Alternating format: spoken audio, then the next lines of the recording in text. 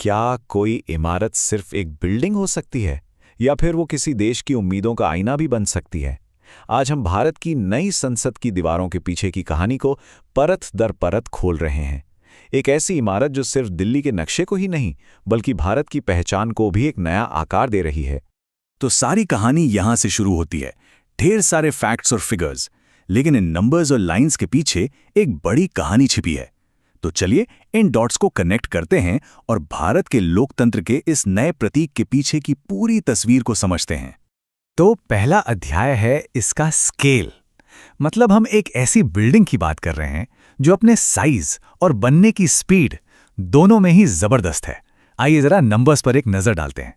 जरा सोचिए, दिसंबर 2020 में नींव रखी जाती है और मई 2023 तक ये इमारत बनकर तैयार।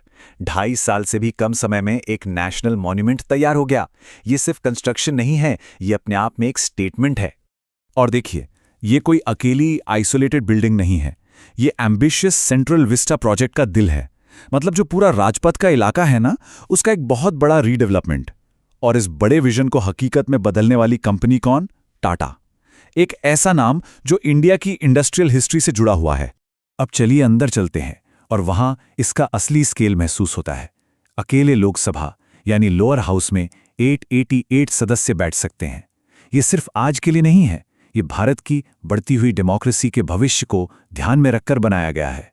और यही कहानी राज्यसभा यानी अपर हाउस में भी दोहराई गई है। वहां की कैपेसिटी बढ़ाकर 384 कर दी गई है। ये पक्का करने के लिए कि देश के हर कोने की आवाज को जगह मिले। लेकिन असली पावर प्ले तो तब दिखता है जब दोनों हाउस एक साथ आते हैं। जॉइंट सेशन के लिए सेंट्रल हॉल में एक साथ 1272 सांसद बैठ सकते हैं। सोचिए, एक छत के नीचे डेमोक्रेसी का कितना पावरफुल नजारा होगा ये। पर नंबर्स तो कहानी का सिर्फ एक हिस्सा हैं। किसी भी बड़ी इमारत की तरह इसकी भी असली कहानी इसके सिंबॉलिज्म यानी इसके प्रतीकों में छिपी है। तो चलिए अब थोड़ा और गहराई में उतरते हैं और देखते हैं कि इसके डिजाइन में कौन कौन सी कहानियां बुनी गई हैं। सबसे पहली चीज जो ध्यान खींचती है वो है इसका शेप। पुरानी संसद सर्कुलर थी, एक क्लासिक डिजाइन जो कहीं ना कहीं लुटियंस की कॉलोनियल विरासत और एक तरह की कंटिन्यूटी को दिखाता था।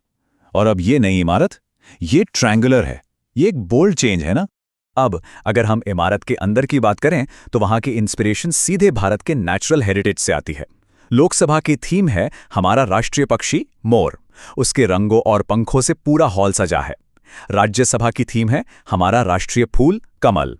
और जो सेंट्रल लाउंज है वो हमारे राष्ट्रीय वृक्ष बरगद को एक तरह से ट्रिब्यूट है। तो इस पूरे विजन के पीछे जो आर्किटेक्ट हैं उनका नाम है बिमल पटेल। और उनके सामने चैलेंज क्या था? एक ऐसी बिल्डिंग बनाना जो टेक्नोलॉजी और सिक्योरिटी में एकदम मॉडर्न हो, लेकिन साथ ही साथ उसकी जड़ें भारत की पुरानी संस्कृति और विरासत में मजबूती से जमी हों। नई संसद के दिल में एक बहुत ही पुरानी ऐतिहासिक चीज को फिर से सामने लाया गया है, सेंगोल। ये सिर्फ एक राजदंड नहीं है, ये इतिहास का एक ऐसा पन्ना है जिसकी कहानी बहुत दिलचस्प है। तो यह है सेंगोल। इसका नाता है दक्षिण भारत के शक्तिशाली चोल साम्राज्य से। यह सोने का राजदंड सिर्फ कोई सजावट की चीज नहीं है, इसकी एक खास भूमिका थी। ये एक राजा से दूसरे राजा तक पावर के पीसफुल ट्रांसफर का प्रतीक था। सेंगोल के बारे में 3 जरूरी बातें हैं। पहली, इसका सिंबलिज्म, ये न्याय के साथ पावर ट्रांसफर को दिखाता है। दूसरी, इसका साइज, ये पूरे 5 फीट लंबा है, मतलब इसे नजरअंदाज नहीं किया जा सकता। और तीसरी और सबसे जरूरी, इसका डिजाइन। इसके टॉप पर नंदी की एक मूर्ति है और असली कहानी यहीं छिपी है। तो ये सिर्फ पावर का सिंबल नहीं है, ये जिम्मेदारी का भी सिंबल है।